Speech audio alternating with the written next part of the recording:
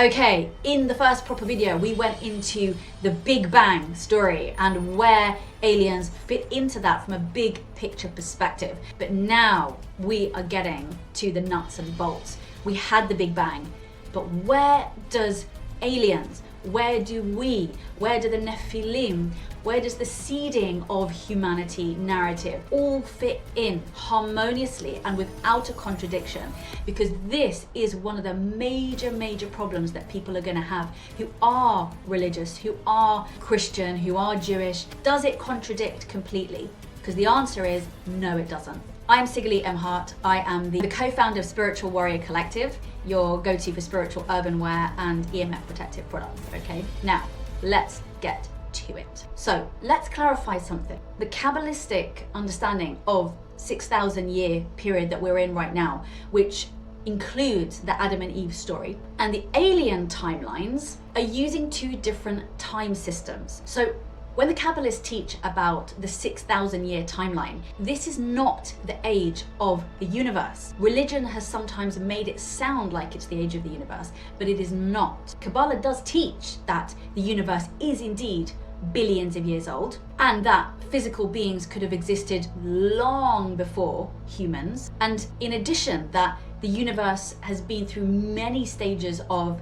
evolutions and deaths and rebirths. So when I explained to you in the first video about the Tzimtzum, which was known as the first cosmic separation, the creator contracted the light to create a vacated space where independent consciousness could exist. That spiritual action manifested itself as what we understand today as the Big Bang. And by the way, in that contraction, in that separation, the tree of life was formed, and the system of the angels, as we more understand today, was also created as a funnel system for the light to travel down through the tree of life into the vessel, which is the physical universe, aka known as Malchut. And from there, as I mentioned before, all the shards of the glass, let's say, split across the entire physical universe, creating beings of every single shape, size, creating an endless variety of beings and planets and worlds. And obviously, many of those different shards of glass, let's say, are what we call aliens. So now, within the beginning of this 6,000 years period of time, humanity, which, like I said in the beginning, is the biggest shard of glass of all the beings in the universe. And whilst before Adam and Eve, that shard of glass was more like an empty vessel. Think of it like version 0.1 of the human template, which very easily, and I don't think there's any contradiction when people in the galactic community, the alien community, they say that, you know, the human being was seeded by advanced, intelligent, and even spiritual galactic races, right? They were contracted perhaps to create this human template vessel and perfect it as a vessel, right? Not as a consciousness, as a vessel, as a physical being. So there's no contradiction there, you see. But then what happened? So the 6,000 years that the Kabbalists also speak about, as well as religion, but religion speaks about it in a much more literal, very surface level. Let's understand what Adam is.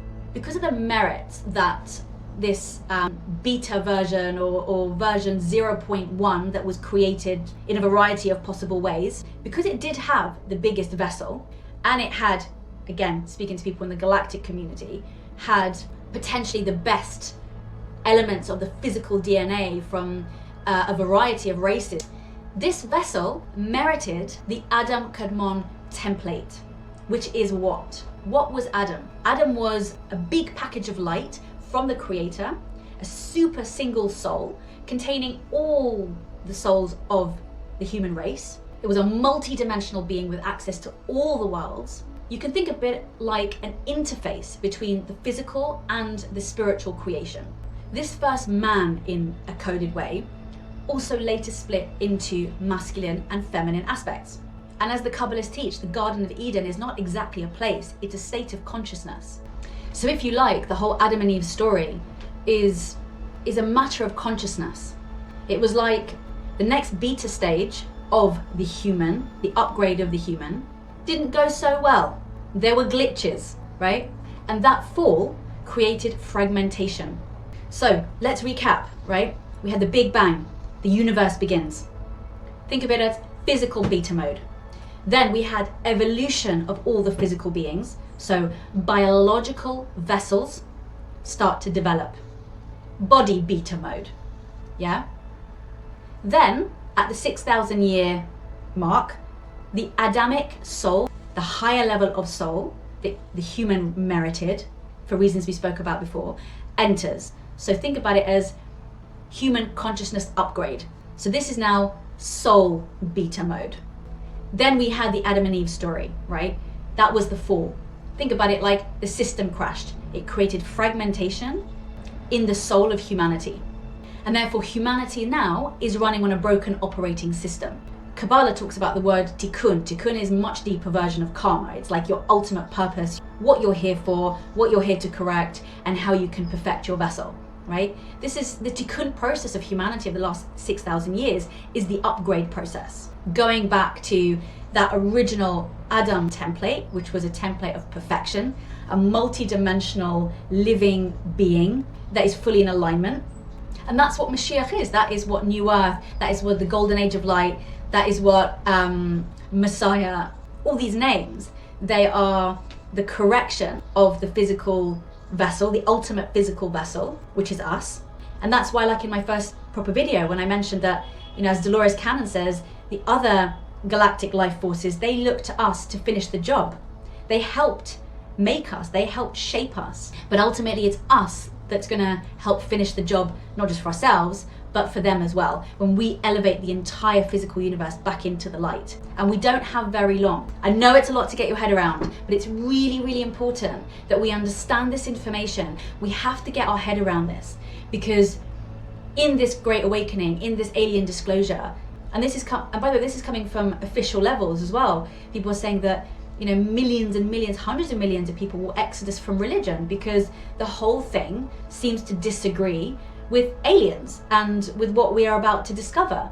But it's not that it's not correct, it's just that religion has suppressed and later on simply didn't know the correct explanation. When you study things under a Kabbalistic lens and you see how things are a code for something much higher, it's like, imagine religion, it goes from here to here. This is all it's able to perceive, in the same way that science is only able to go from here to here, from the bottom of the physical universe to the top of the physical universe. There's no access whatsoever to the higher dimensions of light, which Kabbalistically make up the 99% of the true reality, unless you open up the vault of higher consciousness and you understand how the tree of life works and you understand how the creation of the universe was created from a spiritual perspective.